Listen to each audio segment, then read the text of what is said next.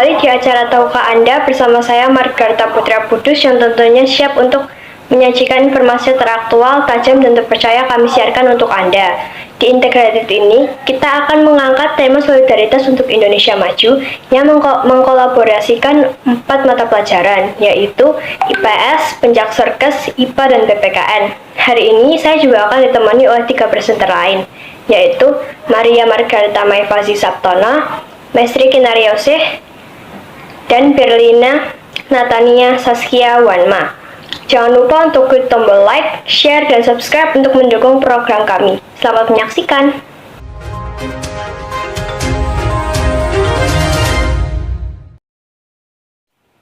Selamat pagi Barmisa, bertemu lagi dengan saya Margarita Putra Kudus dan rekan saya yang akan membawakan berita pagi ini. Berita pertama, pemerintah memperpanjang masa pemberlakuan pembatasan kegiatan di luar Jawa Bali yang masih tinggi. Pemerintah akan melakukan uji coba pembukaan secara gradual untuk mal, pusat pembelanjaan di luar level 4 dengan memperhatikan implementasi protokol kesehatan. Uji coba pembukaan pusat pembelanjaan ini akan dilakukan di kota Jakarta, Bandung, Surabaya, dan Semarang dengan kapasitas 25%. Tapi, hanya mereka yang sudah divaksin yang diperbolehkan untuk masuk ke mal dan harus menggunakan aplikasi Peduli Lindungi. Perpanjangan PPKM mulai diberlakukan pada 10 hingga 16 Agustus mendatang. Terjadi penurunan kasus COVID-19 di Jawa Bali sebesar 59,6% dari puncak kasus pada 15 Juli lalu. Sementara itu, penerapan PPKM di luar Jawa Bali masih diperpanjang selama 2 pekan, yaitu terhitung dari 10 hingga 23 Agustus mendatang. Para atlet yang baru saja meraih prestasi dengan mendapatkan medali emas ajang Olimpiade. Grisha Poli dan Apriani Rahayu, pemenang hati masyarakat Indonesia karena medali emas Olimpiade 2020.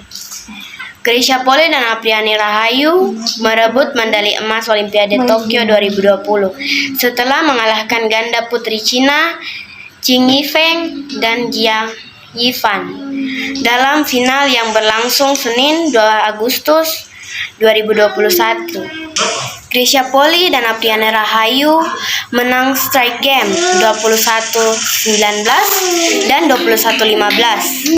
Nah, karena kita sudah membicarakan tentang olahraga, maka kita juga tidak boleh lupa untuk menjaga kesehatan kita serta makan makanan yang sehat. Nah, saya akan menjelaskan zat-zat berbahaya yang ada pada makanan.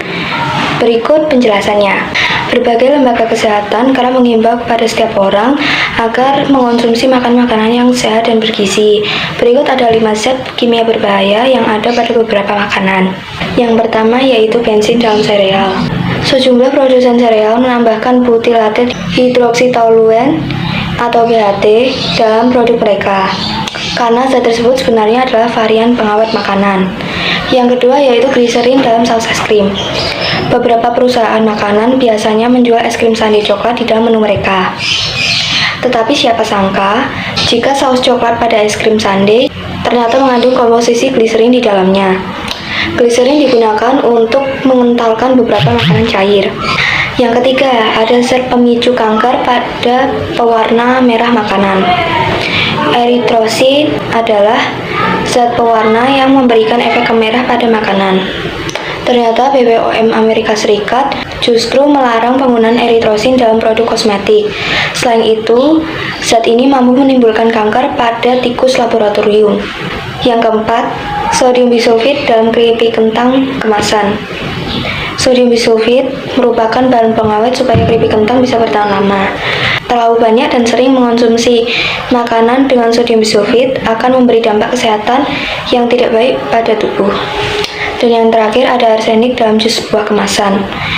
Arsenik adalah zat kimia yang kerap digunakan sebagai insektisida oleh para petani buah. Ternyata arsenik bisa bertahan lama dan sulit untuk hilang. Bahkan hingga buah tersebut sudah diproses menjadi minuman kemasan. Bagi manusia, arsenik sebenarnya adalah racun yang mematikan. Nah, dengan adanya informasi seperti ini, kita sebaiknya lebih waspada dan lebih bijak dalam memilih makanan dan minuman. Terlebih lagi makanan dan minuman kemasan. Masyarakat akan lebih sehat dan produktif jika menggunakan bahan-bahan yang diproduksi secara alami.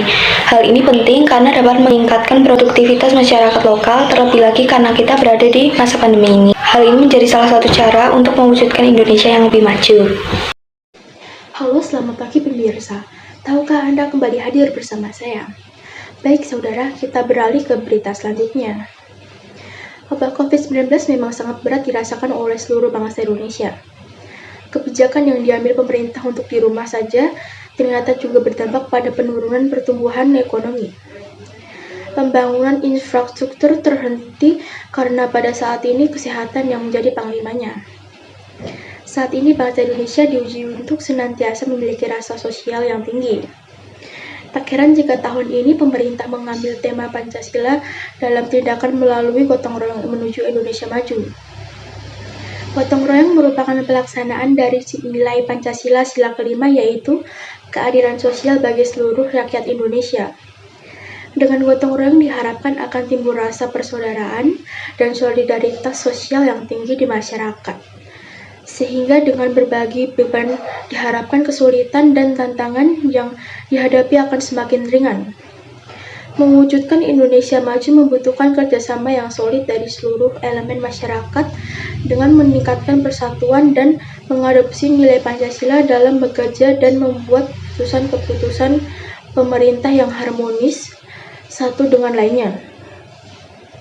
Dalam setiap gerak berbangsa, Pancasila hendaknya senantiasa hadir secara nyata dan diamalkan, karena Pancasila merupakan pedoman bertingkah laku dalam kehidupan bermasyarakat, berbangsa, bernegara, sekaligus tujuan seluruh bangsa Indonesia. Baik pemirsa, kita sudah berada di akhir acara. Semoga apa yang kami sampaikan dapat menambah wawasan kita. Mari kita semakin mengembangkan solidaritas kita sebagai warga bangsa Indonesia dan mewujudkan Indonesia yang lebih maju. Saya Messi Kinaryosi, terima kasih atas kebersamaannya dan sampai jumpa.